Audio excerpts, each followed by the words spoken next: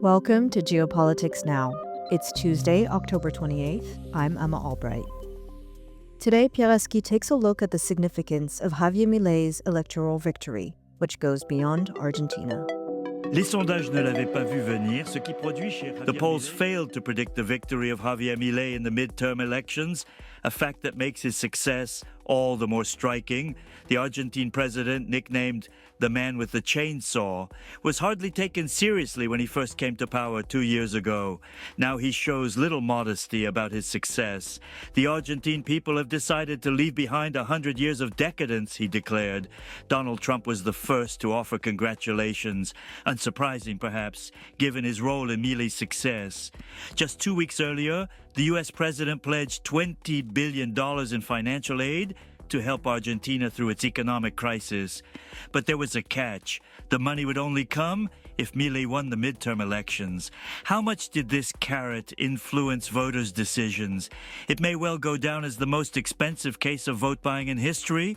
Trump has made Milei his chief ally in Latin America, a region to which he now pays particular attention, as shown by increased U.S. military activity off the coasts of Venezuela and Colombia. His success with Milei is likely to embolden him to expand his influence across the continent, pushing back against the left and countering China's growing presence. Is the American support enough to explain Milei's success? Still, it would be a mistake to attribute Milei's victory solely to Trump's promise of financial aid, even if the two men share a clear ideological kinship. To understand Milei's enduring appeal, one must look at the formula behind the libertarian president's success, an ideology that seeks to dismantle the state in the name of freedom, starting with deep cuts to social programs.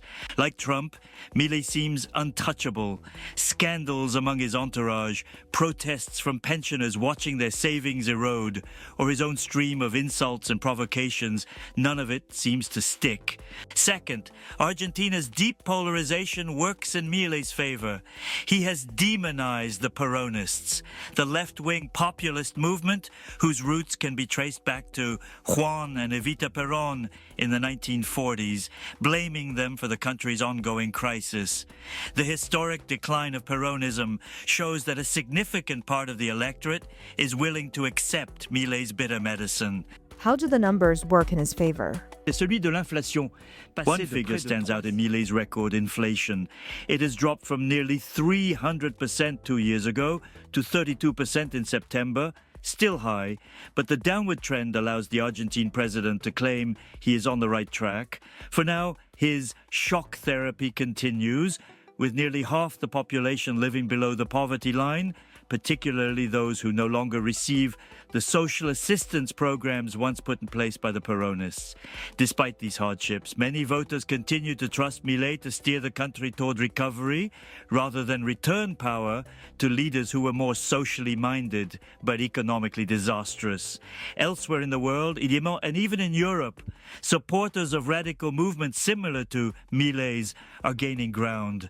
As in Argentina, they are fueled by a growing mistrust of political elites who have governed for decades without solving their nation's problems.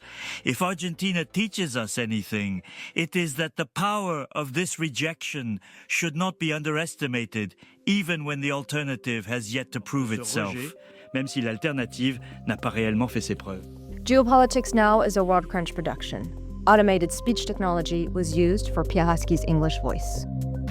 If you like this podcast, we'd really appreciate it if you could help us out with a follow, share, and a 5-star rating on your preferred podcasting platform. For more of the best of the international press, delivered exclusively in English, visit us at worldcrunch.com.